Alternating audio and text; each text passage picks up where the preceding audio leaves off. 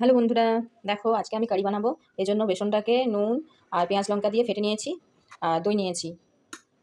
কারিতে ফোড়ন দেওয়ার জন্য শুকনো লঙ্কা, তেজপাতা, জিরে, ধনে, জোয়ান, কালো সরষে আর হিং নিয়েছি।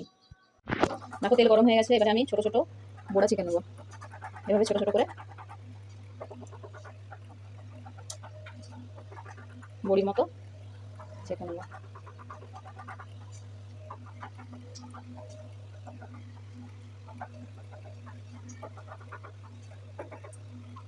এইভাবে সবকটা বোড়াই আমি ভেজে নেবো।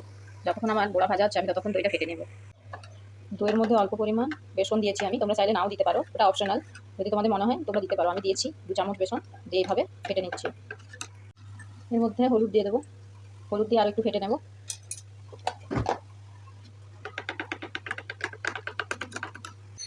বড়াটা জাস্ট এইভাবে ভাজবো, বেশি লাল লাল করবো না, হালকা ভাজা হলেই কিন্তু আমি এটা নামিয়ে নেব।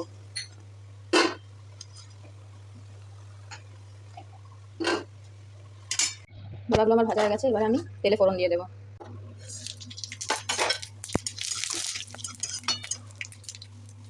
এর মধ্যে হিং দিয়ে দেবো,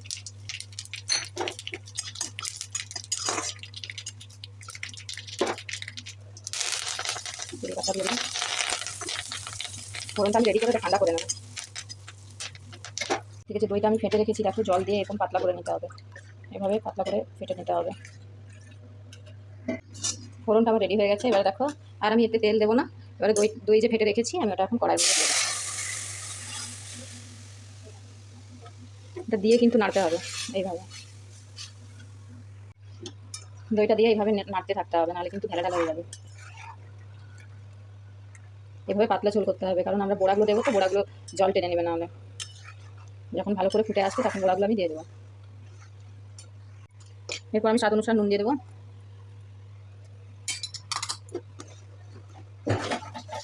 যে গোড়াগুলোকে ছেঁকে রেখেছিলাম ওগুলো জলে আমি ছেঁকে নেবো, জলের মধ্যে দিয়ে আবার এটা কিন্তু খুব করে ফুটাতে হবে, ফুটিয়ে ফুটিয়ে বেসনটাকে সিদ্ধ করতে হবে দইটাকে। এইটা খেলে কিন্তু পেট ঠান্ডা রাখে, এই খাবারটা খেলে। দেখো জল দিয়ে আমি আরও একটু ফুটিয়ে নিচ্ছি। এরপর আমি বড়াগুলো দিয়ে গ্যাসটা অফ করে দেবো।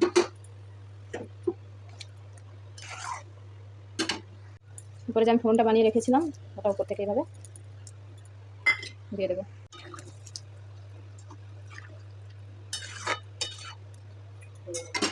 উপর থেকে অল্প পরিমাণ চিনি দিয়ে দিলাম। কারি হয়ে রেডি হয়ে গেছে, এখন কিছুক্ষণের জন্য আমি ঢাকা দিয়ে রেখে দেবো, তারপরে আমি নামিয়ে নেবো। দেখো আমার কারি হয়ে রেডি হয়ে গেছে। এই রেসিপি যদি তোমাদের ভালো লেগে থাকে তাহলে কমেন্ট করে প্লিজ জানিও।